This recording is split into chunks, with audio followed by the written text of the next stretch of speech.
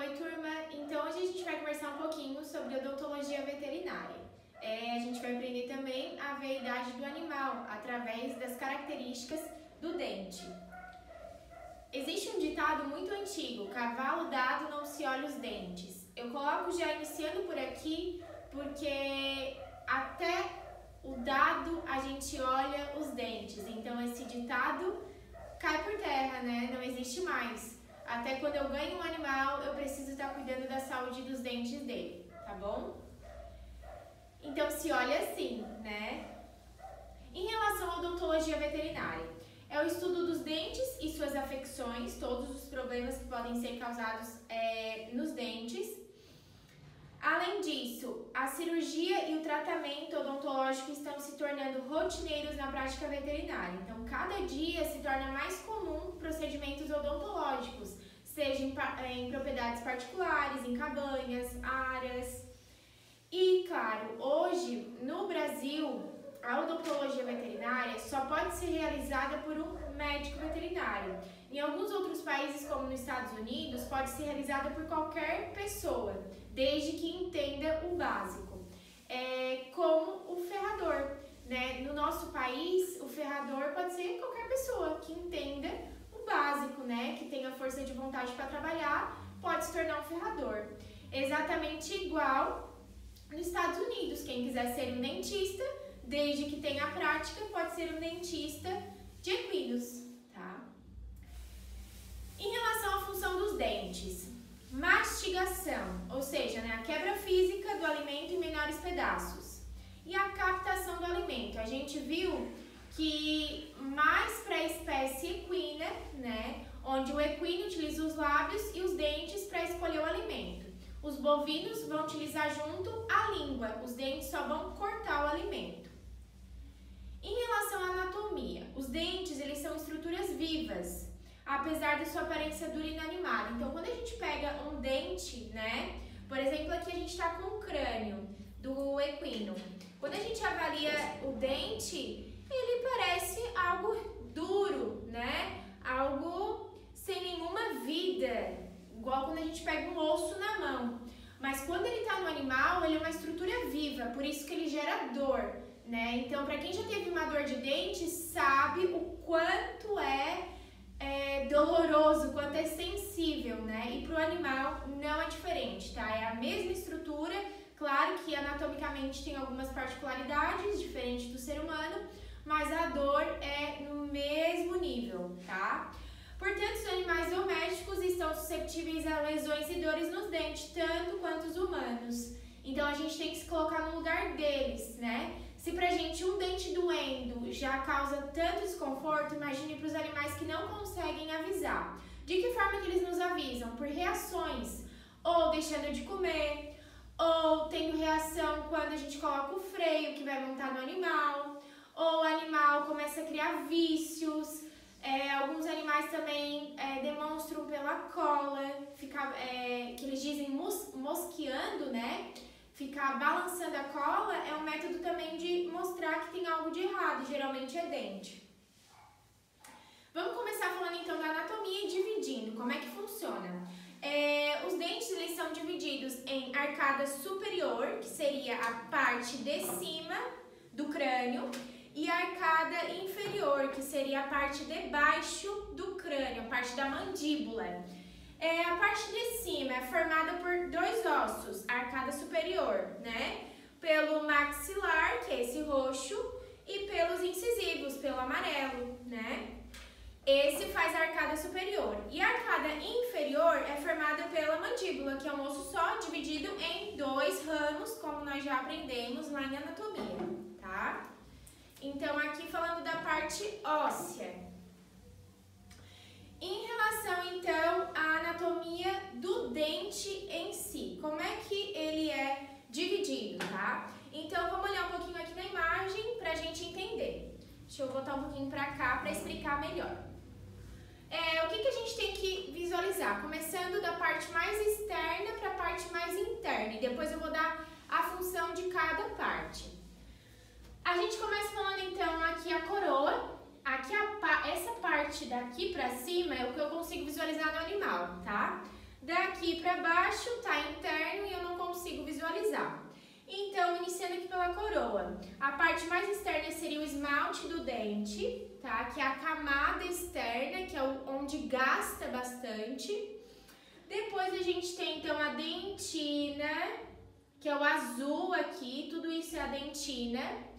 Depois da dentina a gente tem então a polpa, que é o branquinho aqui. A polpa ela vai ter ligação aqui com o ápice. Nesse ápice, onde está chegando as inervações, tá? Quando a gente comenta, tem que tratar canal.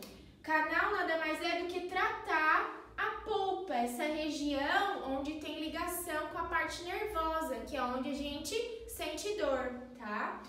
E aí, então, seria toda essa região aqui interna chamada de raiz. Então, o que está para baixo da gengiva é raiz. O que está para cima da gengiva, que é o que eu visualizo, é a coroa, tá? E aqui está demonstrando a mucosa, a gengiva ao redor. Vamos falar um por um, então, para entender melhor.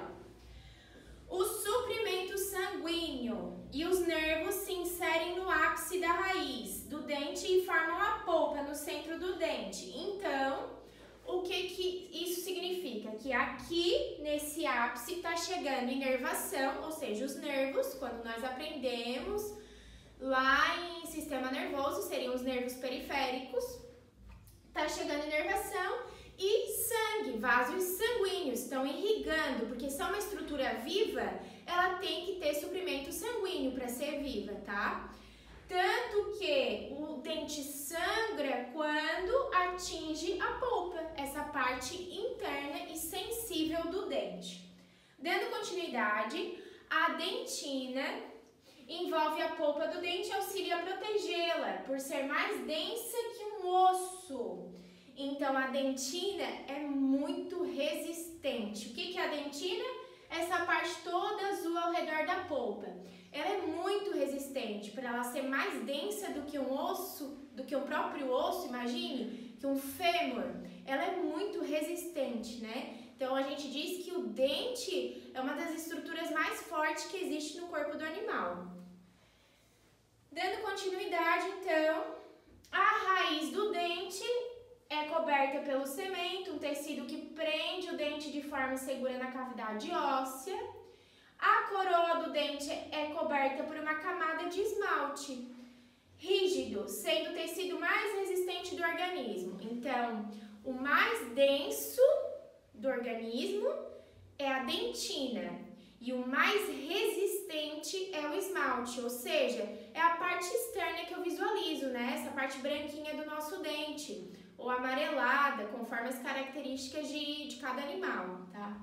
O tecido ao redor dos dentes forma, então, a gengiva, né? Então, quando uma gengiva sangra, é sinônimo de que tem alguma alteração nesse dente em si, onde a gente daí tem que dar uma maior atenção. Então, aqui a gente falou da parte anatômica, tá? Resumindo, na polpa, que é o branquinho, é onde está chegando sangue e inervação, né? Então, é a parte sensível. Toda essa parte ao redor da polpa, que seria a dentina, é onde dá proteção para essa camada interna tão importante. E aí ainda tem mais a proteção de camada, que seria o esmalte, né? Que dá mais uma proteção para o dente. O que tem de diferença no dente do cavalo para o boi? O dente do cavalo é que, além de tudo, ele tem duas raízes, ou seja, ele tem uma divisão na sua raiz, né? Ele é subdividido assim. E ainda nessa divisão aqui, ele tem um chamado infundíbulo, que depois eu vou mostrar em outras imagens de um cavalo mesmo, para vocês entenderem melhor, do dente ao vivo. Agora, pela classificação dentária, como que é classificado? Então, vamos aqui no crânio que fica melhor para entender. Ele é dividido em incisivos, que seriam os dentes da frente. Então, eu vou ter incisivos superiores e incisivos inferiores, tá? Também é dividido em caninos. Caninos seriam as presas, tá?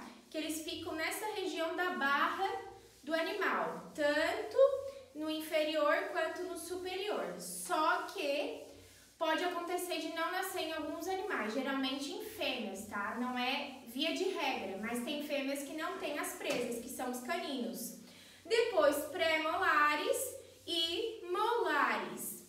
Pré-molares geralmente são 3, tanto em cima, na superior, quanto na inferior.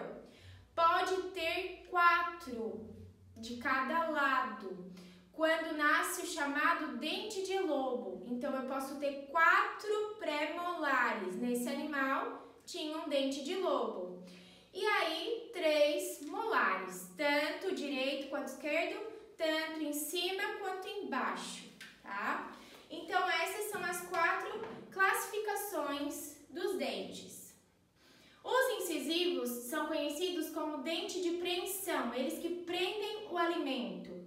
Os caninos, dentes dilaceradores, ou seja, eles que laceram o alimento. Só que nos equinos e bovinos, eles não vão ter essa função dilaceradora, porque eles são herbívoros, eles são animais preparados para comer fibras, né, vegetais.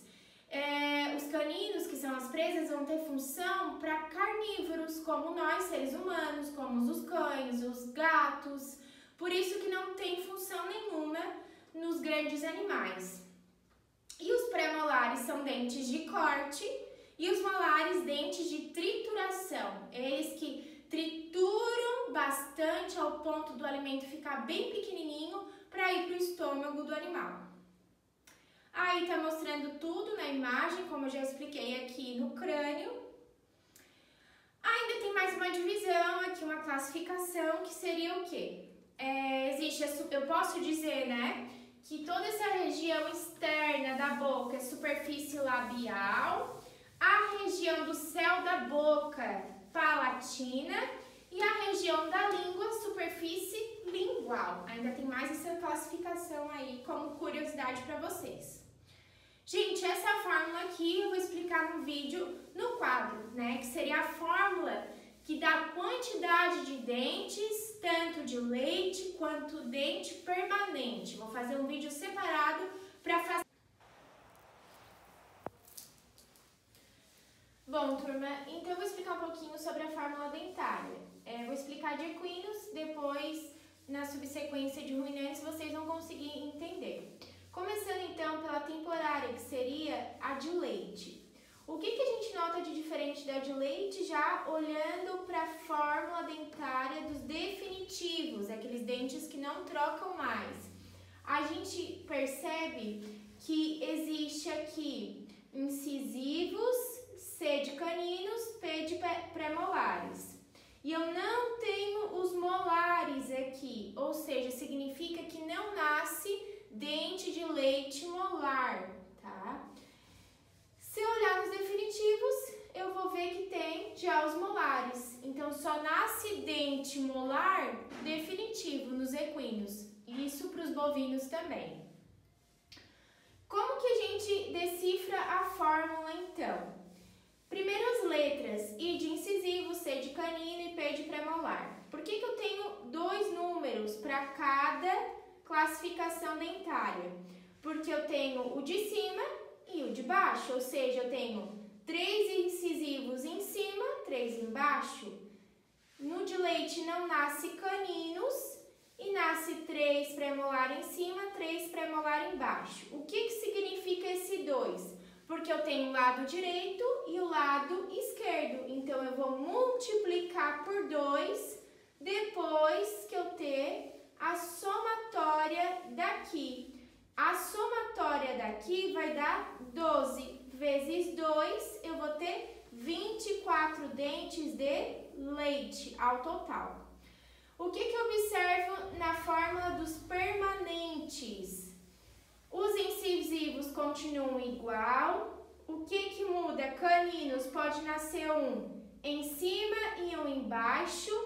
Nos premolares eu percebo que pode nascer um a mais em cima, que seria o dente de lobo, tá? Então, o dente de lobo, quando ele nasce no equino, ele já nasce como permanente. E, geralmente, só em cima, não nasce embaixo. E aí, os molares, que já vão nascer em cima e embaixo, como definitivo. Se eu fazer todo o cálculo daqui, vou multiplicar por 2, eu posso ter entre 40 e 42 dentes. Por que o 42? Porque pode ser que nasça o dente de lobo ou não. Não é via de regra. Ou seja, não é obrigatório nascer dente de lobo em todos os animais. Alguns não vão ter o dente de lobo. Por isso que eu posso ter entre 40 e 42 dentes ao total. Ainda pode acontecer de ter 38 dentes que não está aqui escrito na fórmula. Por que eu posso ter ainda 38 dentes? Porque pode ser que aconteça de não nascer os caninos, tá? E eu ter um número menor de dentes. Aqui escrito, né? Então, os dentes molares somente na dentição permanente, que é a principal diferença entre as duas fórmulas, né? Que aqui tem molar e aqui não tem molar. E aqui nasce canino e aqui não nasce canino de leite. E aí, além disso, pode nascer no permanente o dente de lobo, coisa que não nasce no de leite. Não existe uma troca de dente de lobo de leite por permanente. Ele nasce e já fica para o resto da vida, se não for extraído.